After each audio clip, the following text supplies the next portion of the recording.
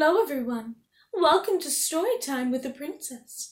Today we're going to be reading from 5-Minute Princess Stories, and the story is called The Lost Mice. One clear winter night, the prince led me onto the balcony. "I have a surprise for you," he said, handing me a box. Inside was a beautiful new coat. "Oh, it's simply lovely," I exclaimed. It was a pretty and thoughtful gift. The coat would keep me warm during the cold weather. The next morning, I showed my coat to Susie, one of my mouse friends. "Isn't the prince thoughtful?" I remarked. "Nice, nice!" Susie exclaimed. The coat sleeve felt warm and cozy, especially compared to where the mice lived. A few minutes later, Jacques and Gus went into my room. It had been a chilly night in the attic. And the mice were still shivering. "Cinderella! Cinderella!" Jack called. He knew that if he told me how cold the attic was, I would do something about it. But I was rushing off to get dressed for a tea party, so I didn't hear my friend. Jacques sighed. It was too cold for the mice to stay in the attic much longer. I had always been very kind to the mice, and Jacques was sure I would want them to be warm. So he and Gus called the rest of the mice down from the attic. They sat in front of a blazing fire in my room. Before long, their cold paws and tails had warmed up, and their teeth stopped chattering. They'd wait until I was in my room so they could tell me about what had happened. Soon, the new housekeeper came in to clean the room. When she saw the mice, she shrieked and shooed them away. "Mice don't belong in the castle," she yelled. "Now get out." The housekeeper didn't know that the mice were my friends, so she chased them with a broom. The frightened mice had no choice but to scramble back up to the cold attic. Brr!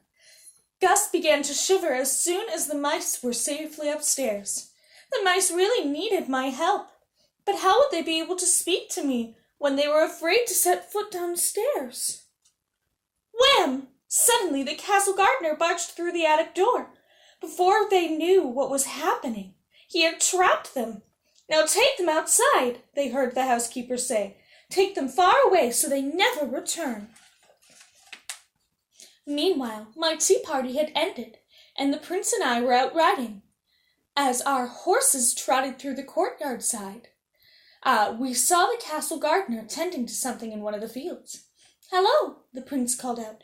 "It's much too cold to be working outside." But the gardener did not answer. The prince called to him again and still got no reply. As we rode on, the prince turned to me. "That was odd," he said. "I can't believe he did not hear me. Why wouldn't he answer?"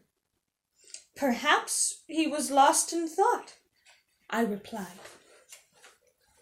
I was right. The gardener had been trying to make a decision.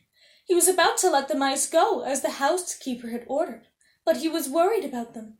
He knew it was too cold outside. Finally, he decided to take the mice to the stables.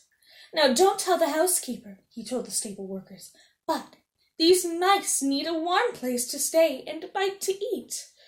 The mice were very grateful to their new friend.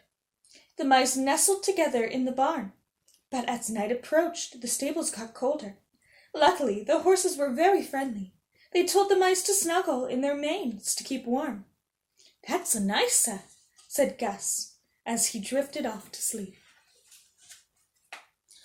Later that night, back at the castle, I was starting to worry. I hadn't seen the mice since that morning.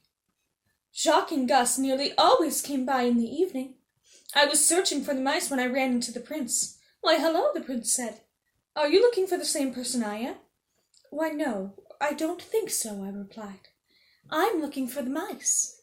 "Ah, well, I'm looking for our new housekeeper. Apparently she threw the mice out of the castle today." "Oh, no, poor dears, they'll freeze outside." "Don't worry," the prince said. "The mice have found a new friend. He told me about what the gardener had done." Together, the prince and I went to the stables. We thanked the gardener and the stable workers. Then we gently woke the mice. "Cinderella! Cinderella!" the mice shouted happily. I was relieved to see my little friends safe and sound. Though the stables had been nice, the mice were glad to return to the castle. From then on, I made sure the mice always had a warm place of their own in one of the main rooms of the castle. A few nights later, the prince and I threw a grand ball. The gardener was the guest of honor. But then the housekeeper had been properly introduced to the mice, and all was well. As the guests strolled around the dance floor, the mice celebrated with a banquet of their own, warm and cozy at last.